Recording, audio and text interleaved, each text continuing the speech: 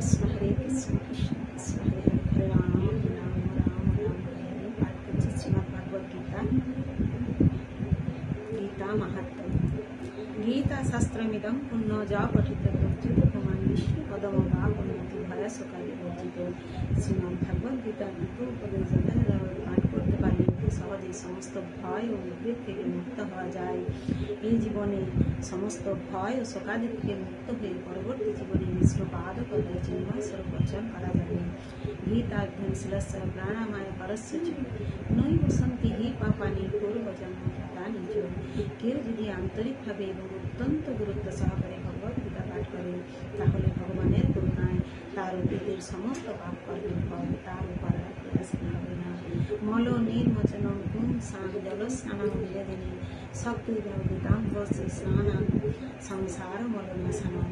প্রতিদিন জলে স্নান করে মানুষ নিজেকে পরিচ্ছন্ন করতে পারে, কিন্তু কেউ যদি ভগবত গীতার গঙ্গা জলে একটিবারও স্নান করে, তাহলে তার জড় জীবনের মলিনতা একেবারে বিনষ্ট হয়ে যায়। গীতা সুগীতা কর্তব্যকে মান্যে শাস্ত্র বিস্তরে যা সার্বভৌমস্য মুখপাদ্যত বিনিশ্রিতা স্বয়ং পরমেশ্বর ভগবান বর্ধনাদের মুখপাদ্যত বিনিশ্রিত পরম বাণী সম্মিলিত। শ্রীমদ্ ভাগবত গীতা পাঠ করার পরম কর্তব্য। তা পাঠ করার পর অন্যান্য শাস্ত্র পাঠ করার আর কি প্রয়োজন থাকে? ভারত মৃত সর্বস্ব বিষ্ণু ভক্তাৎ বিনিশ্রিতা গীতা গঙ্গোদকম গীতা পুনর্জন্ম না বিদ্যতে।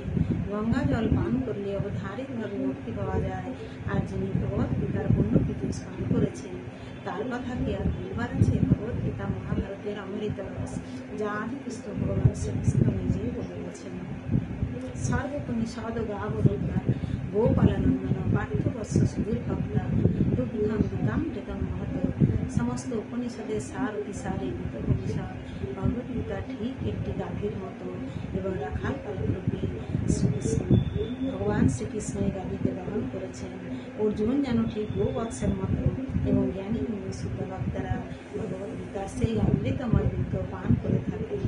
একং শাস্ত্রম দেবকী পুত্রবিতম एको देवो देवकी पुत्रेको एको मंत्र तस्य नामानि जानि कर्मभ्यकं तस्य देवस्य सेवा।